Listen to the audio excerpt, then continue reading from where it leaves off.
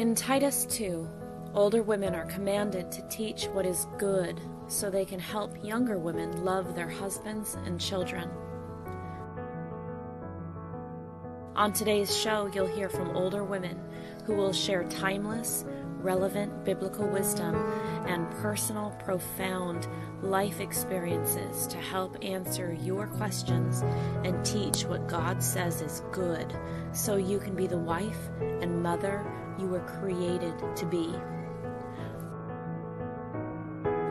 Welcome to another episode of Older Women Likewise.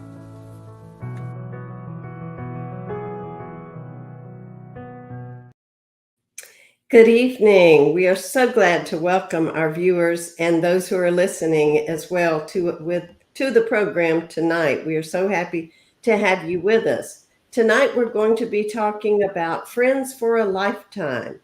And as you see, we have someone new with us tonight. This is Judy's friend, Kathy. So Judy, tell us something about Kathy. Okay. Well, first of all, everyone should know that Kathy and I have been friends. Let me think if I get it right. It's over 50 years, specifically maybe 56. Is that right? That's what I would say, 56. 56, because she's married 56 years. And my husband was in their wedding. And I worked with her while when she was going to get married. So that's how we met, where we were working together. So, Kathy is a unique individual. She's a blessing for me for all those years. Wonderful. Well, this friendship fits so much our topic tonight, and I'm so glad you asked Kathy to join us to talk about having friends for a lifetime. I think we all have some friends and friends that we see from time to time or communicate with in some way. Facebook and internet and all has made that so much easier now. But during the time that you and Kathy were friends, you all were writing letters or calling one another, visiting and such. And so that's a whole different way than we're used to in the last, say, 10 years or so. But we're looking forward to what Kathy can add to our conversation tonight. And Jill, glad to have you with us on the Wise Older Women panel. So, although you barely squeak by with the old enough thing. So. I found an article. It was really interesting, and the title was, "So what is it about female friendships that make them so beneficial?" And I just thought, oh, this would be perfect to talk about.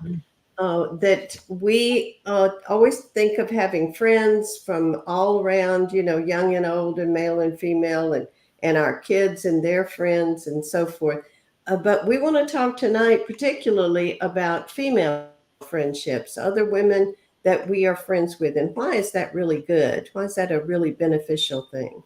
One of the things that this article said that I think we can all agree with is that with female friendships, you really have the benefit of emotional support, especially during difficult times when we have a lot of stress because of difficult situations in our lives. And anybody want to speak to that? I don't want to carry on about it. Kathy, how about you? Well, when we were living not far from one another, Judy, and we were all worshiping together at that time, my mother passed away. And when she was on her last breaths, it was Judy and Solvi and Sue.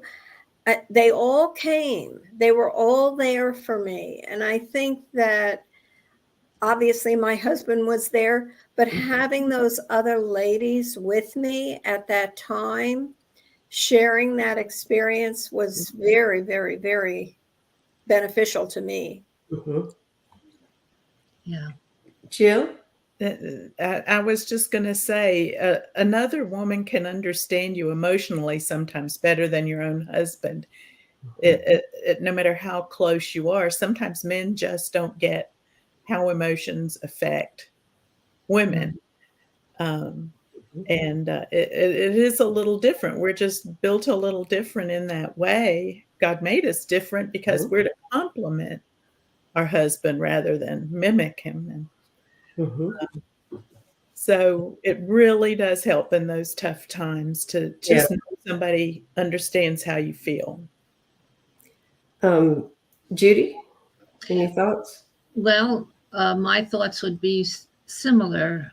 Kathy and her husband, Jim, when I was going through a very, very dark time in my life, uh, kids were all young and there were things happening in our lives. It was terrible, but they were there.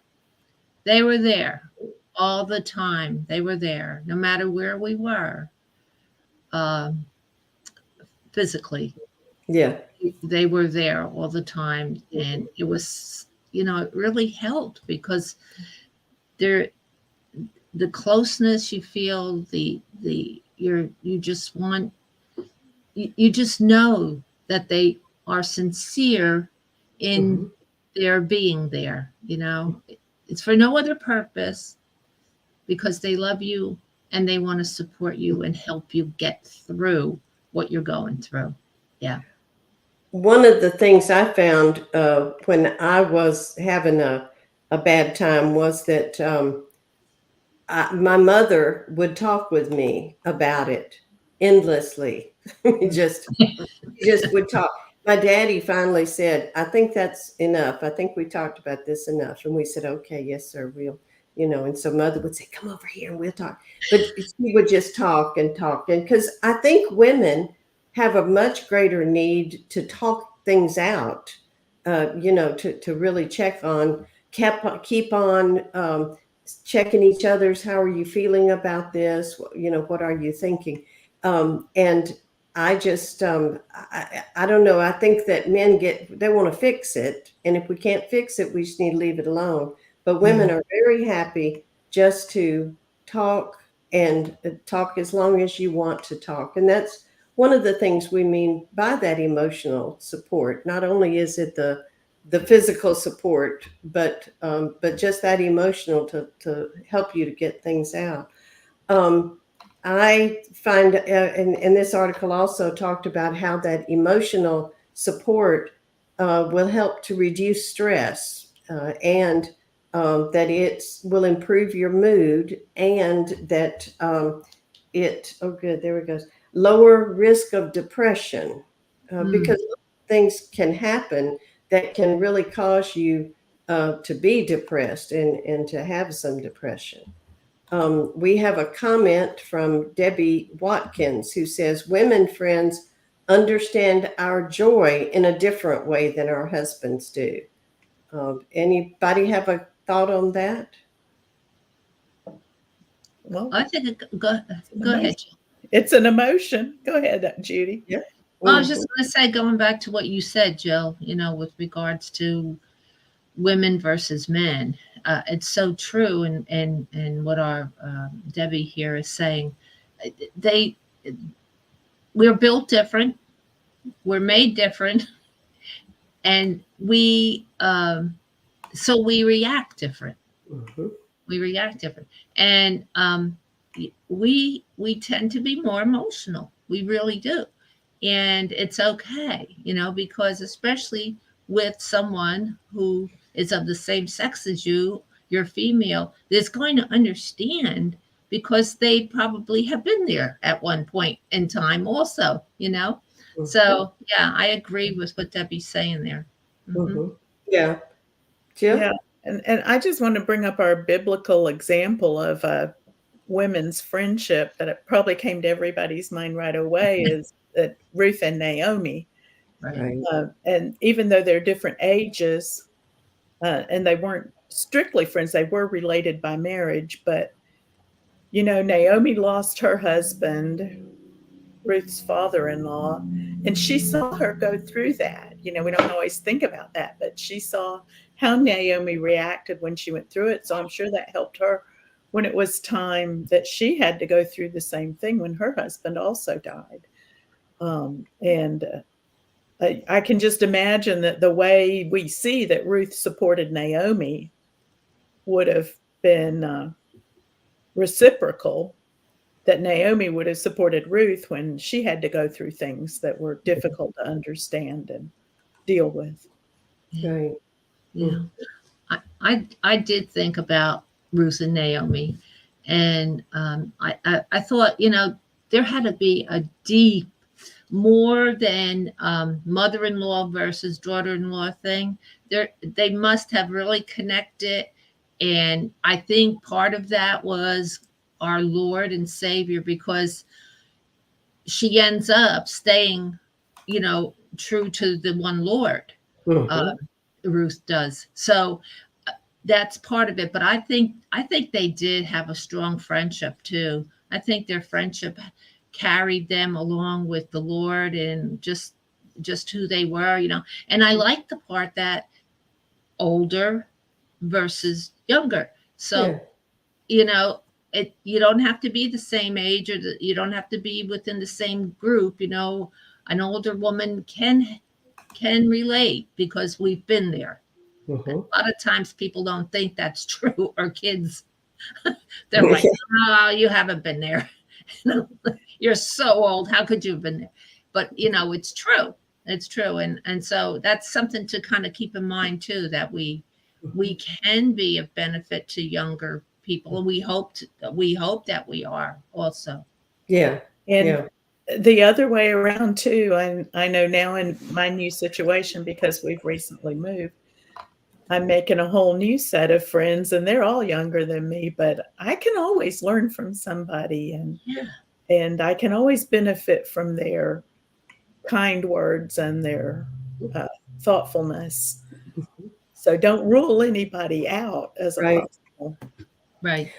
Well, and I've known older people that will say, all my friends are dying, all my friends are gone. Make friends, like you said, of younger people. Then all your friends, they might die, but I mean, everybody's not going to die. So, Not all at once, probably. no, not all at once. So, Yeah. and if you have younger friends, then they're going to be live a little longer, hopefully, statistically, anyway. So, um, but I thought about Elizabeth and Mary giving each other emotional support. Uh, Elizabeth, the mother of John the Baptist, she was so old. I don't know her age, but she was definitely an older mother, and it was almost like she was happy, but almost embarrassed, or she may have been like many women when they're pregnant and aren't sure if things are going to go well, that they just want to keep it to themselves. And she had been uh, hidden, it said, for 5 months. And then when Mary found out that she was going to be the mother of Jesus, then she rushed up there to her. She found out Elizabeth was pregnant, and the angel told her that she would be the mother of the Messiah. Well, she rushed up there to be with Elizabeth and stayed 3 months. So while they were cousins, still there was a strong bond of friendship. And I just can imagine their conversations on a day-to-day basis. Debbie, again, really good listener. We really like people commenting. Thank you, Debbie. She says, I think of Tabitha and all the widows weeping for her when she died. Mm. And a woman like Tabitha knows what other women need. And that's what she was doing, was making the garments for other women. So that was really great of her. Thank you, Debbie. That was a good comment. I wrote down as a scripture, and we mentioned this before the program, Proverbs is like chock full, chock full of friendship things. Proverbs 17 and verse 17, a friend loves at all times, and a brother is born for adversity. And that, when you're really good friends and you have a friend, it doesn't matter whether things are going really good for your friend or not. You still are close to them and help them and do for them as well. Mhm. Well, even more important because sometimes things can get rough and other people find it intimidating, embarrassing, or Yeah, inconvenient to be around, but a true friend is gonna stick there with you, as the right. scripture says, "Closer than a brother." Yeah. There is a friend that's closer Mhm. than a brother, Yes. and, One other example of emotional support I had was in the book of Job, when it says in chapter 2 and verse 11, when Job's friends, and this fits in with what Jill said, when they heard of his troubles, his kids dying and I lost all his, I mean, everything torn up and just, they went to show him sympathy and to comfort him. Mm. Didn't work out exactly like they thought it was going to, but their purpose to start with was really good, to show him sympathy and to give him that emotional support. So, well, and that's a good point too, Isla. Our friends being there just by their being can be comforting to us, but sometimes they will try to give us advice that maybe is not the right advice. Sometimes it is, and sometimes it's not. We still have to sort through that on our own, and we need to give them credit, I think, for trying to be helpful, even if it's not to our taste or not something that right. really ends up helping. But uh, consider your friend's place too. I mean, they're trying to help you through a situation they don't really maybe in Job's case, it was just too horrible. How can anybody understand how to get through the situation he was in? Um, so Exactly. I don't know, take it and run with it. No, no, I think that's really good. And it says that they sat with him like for 3 days or something. They just sat, and sometimes that just sitting, just being there is underrated. It's sometimes just nice to know somebody's there. Mhm. Any other thoughts on the emotional support? Kathy, Judy, how about over the long haul? Your long friendship, emotional support. Does it get better? Is it situational, or is there a tie-in to that emotional support over time? What do you think, Kath? Well, I think we're so blessed to live in the age that we live in that miles seem to disappear. If you've got a concern or you're have something you really need to share, you just pick up that phone and you send a text and say, "You got a minute?" And it just happens. If we didn't have that technology, then I think the distances that our friendships have would be more difficult. But then we all have those friends that you may not have spoken to in months, and you physically get together, and it's like time has stood still Mhm. Mhm. because your bond is still there. Yeah. That love is a special kind of love that time can't erase. Mhm. So I think that having those kind of special friends in your life that are not just social acquaintances, and whether it's something happy or something sad, or you just want to talk, you can communicate. And I think that that's very special and is unique to our time. Mhm. Yeah. We oh, just raised my hand. I'm sorry. That's I forgot to raise my hand. When we were much younger and our children are all young, Kathy and I think, spoke every day on the phone. I think we spoke every day. Just, what's the day consisting of? What are you doing? What's happening? What, but every day, and so we've lost some of that because time and kids and Mhm. who moved here and who moved there, and you know but again, like she says, it doesn't matter because when we get together, and that's the thing, we do like we're going to go to the FC lectures and stuff, you know. We have a house that's going to be for all the people that it's not, you know, her and I have over 50. We have the longest relationship, but there are others that come with us that are close to 50 also, I believe. And so, you know, we all keep that together. We really try once a month. We do Zoom. You know, what a blessing, Zoom. Oh yeah, Zoom You is know, great.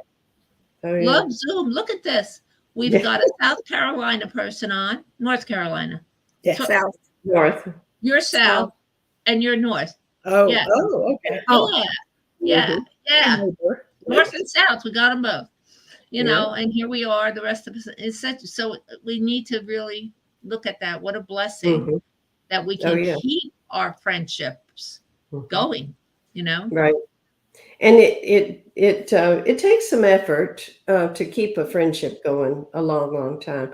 But it's nice to have those friends that even though you haven't seen them, maybe even in years, you still know if you are going to be in their town and you say, "Hey, can we get together?" They're glad to, and you know, and you still my daughter Beth calls them low maintenance friends. They're not needy to have to talk to you, to have to, you know, all the time. But then when you get together, you're just as good of friends as you were. And that's such a joy for that situation as well. Another benefit of having good friends, friends that understand and appreciate you for who you are, and what the kind of person you are, and what you're capable of, and just all the good things about you, that can really validate how you feel about yourself. It can boost your self-esteem and boost your confidence. It makes it easier to trust ourselves and easier for us to make good decisions when we have friends who have confidence in us. It's easier to have confidence in ourselves. And that was another one of the benefits of of female friendships, because we support one another, we encourage one another. Certainly good friends would do that. Yes, um, like I did tonight with Kathy. that's right, like with Kathy, you supported and encouraged her. I encouraged her because I know she's more than capable of There, of speaking and telling what she needs to say. You right, know. there you She. go. That's good. So That's good. anyway. Well, I don't know if I dragged Jill too much into this, but I said, you know, you can do this. It'll be fun. So she's been with us now very often. I found Proverbs 27, Mhm. verses 5 through 6. It's better is open rebuke than hidden love. You Mhm. know, it always kind of disappoints me to learn years later, you know, so and so thought you were great. And I'm like, really? They never said, I never would have known, you know, and that's kind of a hidden love. I'm like, that would have helped me to know at the time, you know. So, um, if love is hidden, it's not doing anybody any good. But if a rebuke or a criticism is offered, then there's the chance for understanding and for improving. None of us are perfect. And, you know, I've known some really, really spectacular women that I don't know their imperfection, but I've never known anybody that will say, well, you know, I'm perfect. No Christian will ever say that. And we always know that there's something about us that's just not as good as it could be.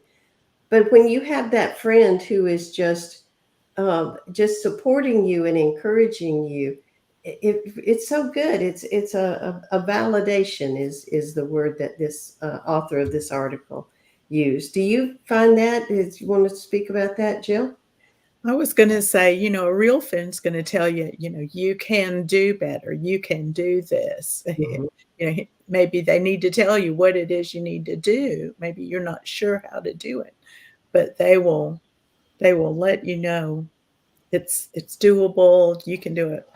Give you the courage to keep Mhm. being persistent in it. Right. Right. Yeah. I agree. Yep. Yeah.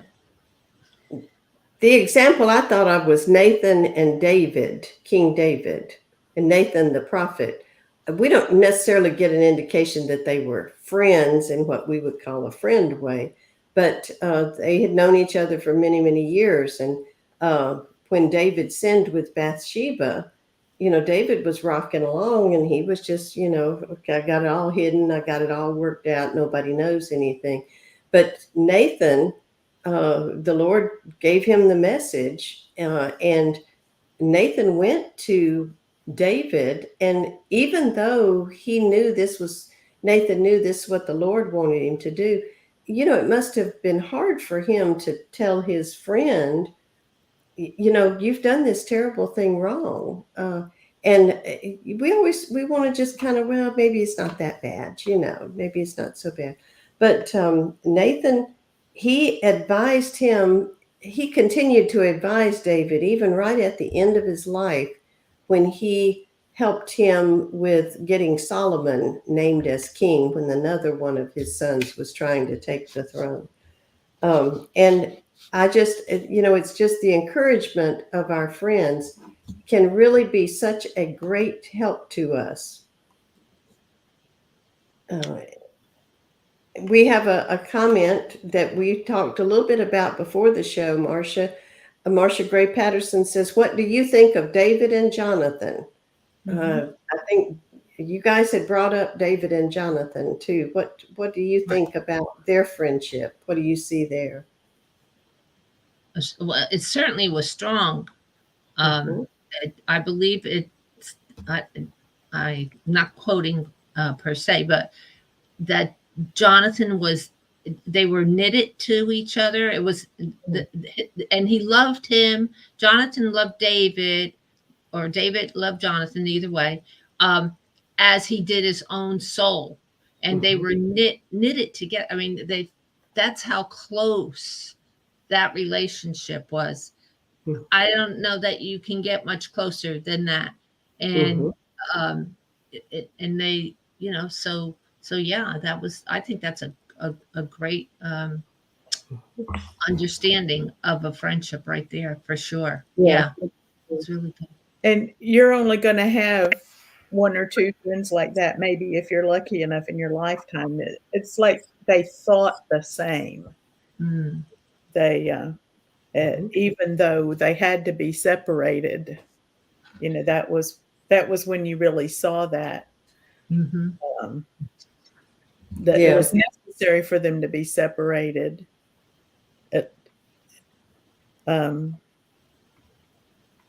Okay. Because of Saul being after him. So right.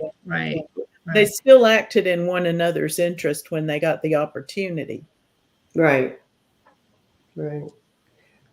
Kathy, we don't want to leave you out. If you got a thought that's working up in there, I can usually tell when Jill's got a thought working up. So, but I don't know you as well. So, well, I mean, as Christian women, we always need to remember that our true best friend is Jesus, and we're reminded.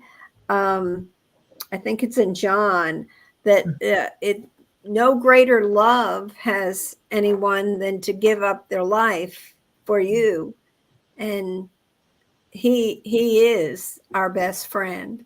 And so when we include our relationship with Jesus in our relationship with our Christian brothers, sisters, in this case, since we're talking about our sister relationships, and that just helps us to encourage one another. When Judy and Tom were converted, my husband and I, we were not. We were faithful Methodists, very content. And I did become very jealous of Judy's relationship with some of the women at her church. And she made me promise when we got pregnant with our first child that she knew what we were going to do and have infant baptism, and that we needed to study the Word of God before we did that. And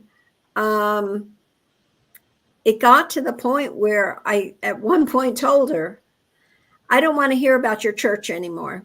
And if that's all we have to talk about, we have nothing to say, and hung up on her. Yeah. She didn't let that rest. That was not the final word in the story, obviously. But, you know, she was doing her best to teach the truth to her friend. That was done out of love and compassion. And, you know, how can I let her do this? And so we did finally, obviously, continue our friendship. And we studied and realized that things were not what we perceived them to be. But if our friendships are only surface, then if someone says to you, I'm walking away, they walk away. Mm-hmm. You know? Yeah. And so that love in that friendship, the love that we experience in friendship is a very special kind of love. Yeah. Well said. Yeah, it can be many Christians that have been converted from denominationalism or from nothing religiously have lost friends because, as you say, that friendship wasn't so deep that the friend wanted to continue the relationship no matter what. Let's find a way we can keep this going. And I really can appreciate that it would be hard for you. But I appreciate your truth-seeking attitude as well as Judy's. If we just keep looking for the truth, then we will find Jesus, our best friend. I love that. Thank you. Another friendship I thought about was Priscilla and Aquila and their friendship with Paul. It sort of reminds me here with our friendships together that Paul was an apostle. He was out there teaching and preaching and risking his life. He went in Acts chapter 18, he went to Corinth. He met Priscilla and Aquila, and they had just been thrown basically out of Jerusalem. They both of them were tent makers, and so they worked together making tents. Paul was teaching. When the Jews attacked him, he left Corinth, and Priscilla and Aquila came with him, and they all went to Ephesus. But when he left Ephesus to move on, they stayed there. And in fact, I see him as having been a wonderful influence on them, because when Apollos came teaching the baptism of John, not knowing the baptism of Jesus, then they took him aside and taught him. So they had learned and they had grown through that association. And that continued right along in Romans and 1 Corinthians and 2 Timothy as well. He mentions Priscilla and Aquila, greetings going back and forth from the people that he was with, or vice versa. So, those friendships can really last, and we can help our friends. We can bring them to Christ. We can help them to remain faithful. It's such a wonderful thing that helps to bind your friendship with Judy, Kathy. Yes. I have something. Yes, ma'am. Proverbs 27:17. Iron sharpens iron. So, we can bring out the best in our relationship with our friends, because I'm going to help you and you're going to help me, and we're going to help each other, and we will sharpen each other, and we'll do the right thing when necessary. I thought that was a good scripture. That's perfect. Jill, another thought? Yeah, I'm looking at your little outline of topics that you wanted to get to, and you haven't got to accountability yet, but Go when ahead. Kathy and Judy were talking about this situation where Kathy needed to learn about Christ. You know, this is an example of Judy holding her accountable, not to some idea they had together, but wanting to have her realize her accountability to Christ. Mhm. Mhm. And in the church, when we have these friendships, that's one of our criteria we're going to use when we hold one another accountable. We want to sit together and study like they did and make sure about what we're saying, but we want to help one another get there in the end. Exactly. A good friend is someone who helps you to be more godly, who, encourages you and helps you to, as you say, to get to heaven. That's how we know we've got a good friend, for sure. Um, and there's a lot of things in the scriptures. We see a number of them in the New Testament about encouraging one another. And that holds us accountable that if you have a really good friend that you're really close with and you have a problem, a sin problem that you need help with, you can go to that really good friend and talk to them about it and ask them to help hold you accountable, to when they see that you are slipping off into sin, that they bring you back and that they, rebuke you if necessary, and they encourage you to do what's right. It's hard to do. It's hard to admit a weakness. It's hard to be the one who says, hey, now, you're getting messed up here. So it's difficult both ways, but that's part of being a really good friend with someone. It's a big responsibility. Yep, absolutely.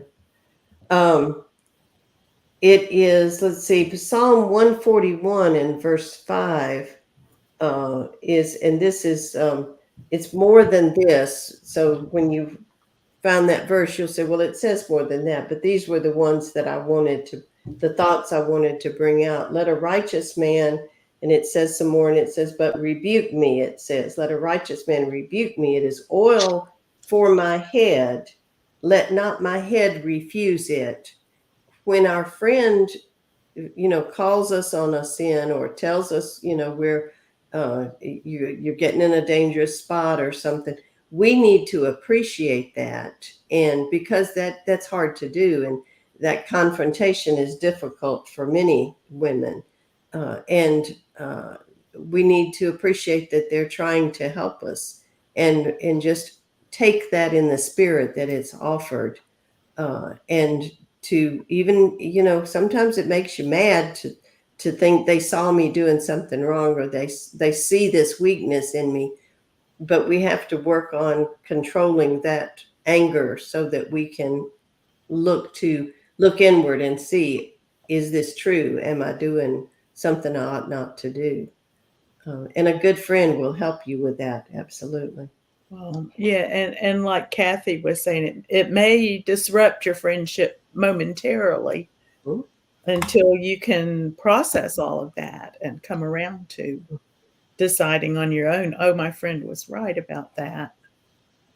Right. Yeah, I mean, our relationship is just so unique and special, I guess you'd say. I mean, she was the one who had the Bible. I didn't. I didn't have a Bible. She had a Bible. She knew her Bible. She didn't know obviously everything, but she was a Bible student and she had gone to Bible school, and I hadn't done any of that. And now I'm telling her, or yeah, telling her, I guess, like what you believe in that one thing in particular, baptism Mhm. was not right. You need to go back. You need to read and I mean, imagine how she felt. I mean, at the time, you know, I was a new Christian. I was brand new.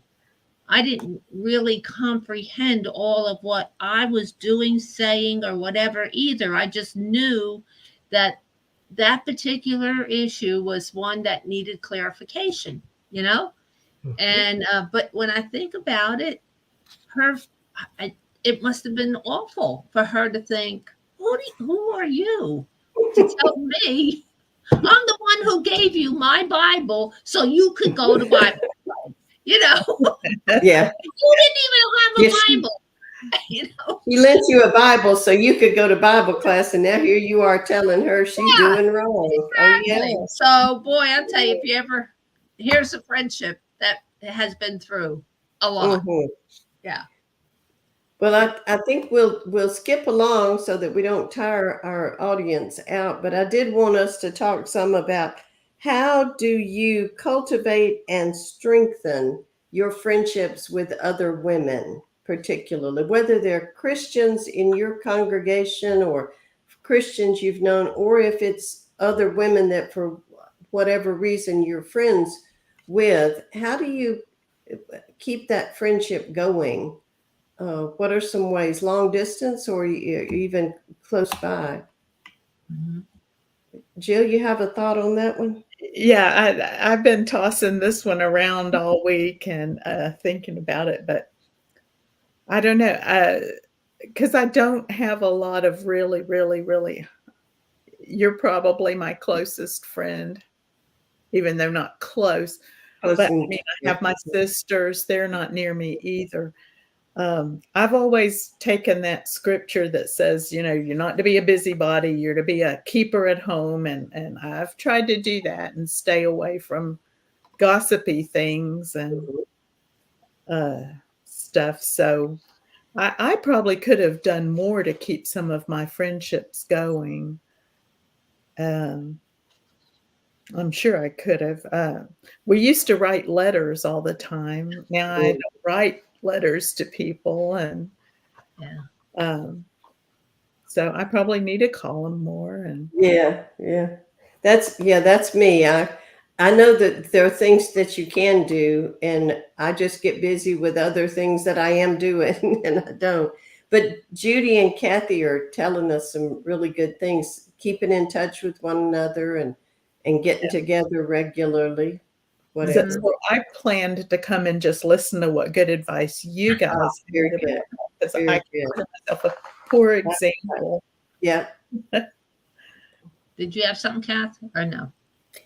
Well, I just think one of the things that's important in any relationship, but especially one that's going to grow to be that best friend type of thing, is being that good listener. Mm. We all have a tendency to be concerned about me and what my problem is, Mhm. but when your friend expresses something and they're trusting you with something, being that good listener and being that one that they can trust and demonstrating that trust through your life is the way you keep good friends. Mhm. If you're only concerned about self, Right. then you'll be alone. Mm-hmm. Yeah. I've always thought that being a good friend meant doing what the other person needed and always having that in mind, doing what the other person needed. And then there are times then that I'll have need, and that person, because they're a good friend, they'll do what I need. But I don't think, now, what am I going to get out of this? Like you said, Kathy, we can't be selfish about it. And you made a really good point. When you're talking with somebody or listening to somebody, you need to keep it to yourself. You have to be trustworthy and to not gossip or to share a confidence that the person didn't expect you to or didn't want for you to. I think that's really important to maintaining a friendship. And I like the way that y'all get together from time to time, since you don't live close together. That's really nice. Yeah. We're going there right before Thanksgiving this year. Wonderful. On our way to Bowling Green. All right. I had also, I kind of looked at it, everything everyone has said obviously is definitely wonderful. But I was also looking at, so like, how can we cultivate or strengthen? We could share, you ready? we could share projects and things like that we're doing. So Kathy, a lot of times she's just so artsy craftsy. So she's really into, see the quilt behind her. She's Ah, really yeah. into quilts big time. But she also does other things with sewing, you know. So she'll make little things or whatever, and she'll send me some and then say, here's how you do it if you want to make some, you know, and give them to people over there at the congregation or whatever, you know. So crafty kind of things, if you're into that, you know. Mhm. And if you're not into that, you know, you could pick up the Bible and you could spend some time on the phone, even 15 minutes or so every, you know, once a day, once a week, whatever, you know. That would be another it's keeping the connection. Mhm. It's keeping the connection. And that, you know, Yeah, working together on different things that may come up, you know, sharing, keeping the connection. Yeah. great. Very good. Yeah, some of my closest friends have left the church, and I guess that's why I'm feeling a little less sherry about everything, because it is a huge disappointment. Now I no longer have that bond Mhm. that holds us together, and there's some of their life choices I can't approve of, you know. Mm, Can't build them up and support them in those, and, Mhm. that's um, Yeah, tough. that's a real disappointment when a friendship that you've cultivated and you thought was going to last, and then because of their choices doesn't, dies out. It's very disappointing. yeah. Uh, which And is time of life has something to do, I think, with the cultivation of those two. When I was a busy when you're busy, why is it when you're busy, you seem to have time for all these things, but you need your friends for different things. We needed each other to lean on for child rearing advice, babysitting, maybe, getting together for our studies so that we could keep sane. Uh, right. one friend and I actually went to school together, and she really encouraged me and kind of pulled me along. And Mhm. of course, you know, we helped each other out through all of that. And Mhm. um, so I don't know where I'm going with the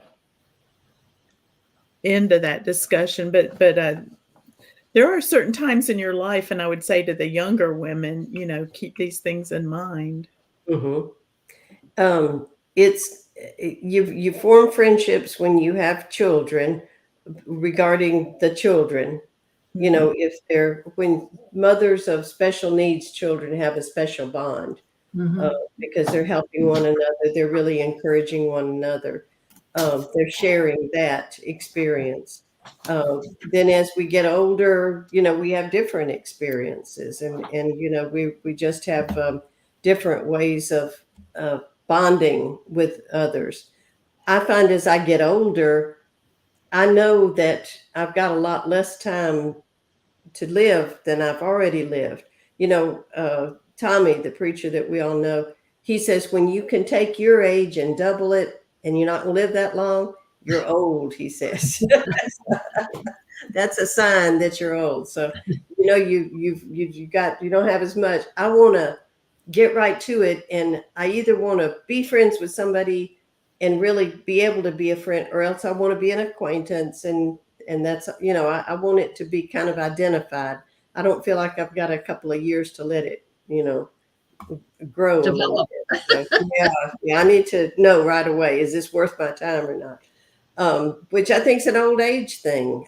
You know, I don't think we necessarily feel that way as a younger person, but um, overall, I think what we can say is that uh, friendships with good people, can be really valuable to us.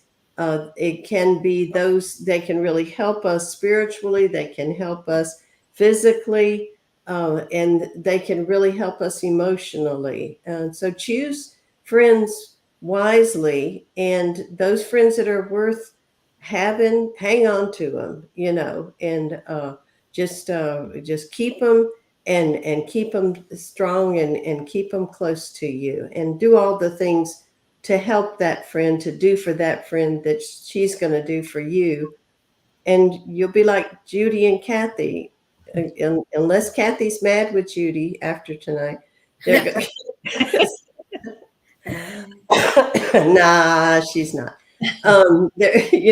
Then you can have that kind of friendship too. And I think Jill and I are both a little teeny bit jealous of that long friendship. But it's a joy to see among Christian women that you love one another and have for so long. So another one of the joys of friendship. Yes. Well, to our viewers, I'd like to say that Ashley and Cindy and I are working on more lessons about our trip to Israel. And we hope in the next couple of weeks to bring a couple of lessons to you that we will record for that purpose, because Ashley has those little children. They're cute as they can be. But that doesn't give her time to sit for an hour. So we'll be recording those and bringing those lessons to you. And I hope that you'll enjoy hearing about and seeing pictures from our trip to Israel, as well as learning the Bible truths that we learned and that were brought to our remembrance when we were there. Ladies, thank you so much for being with us tonight. And it's such a joy, Kathy, to have you on the program. And I do hope we'll see you again. But for tonight, I'll say good night. Good night. Bye.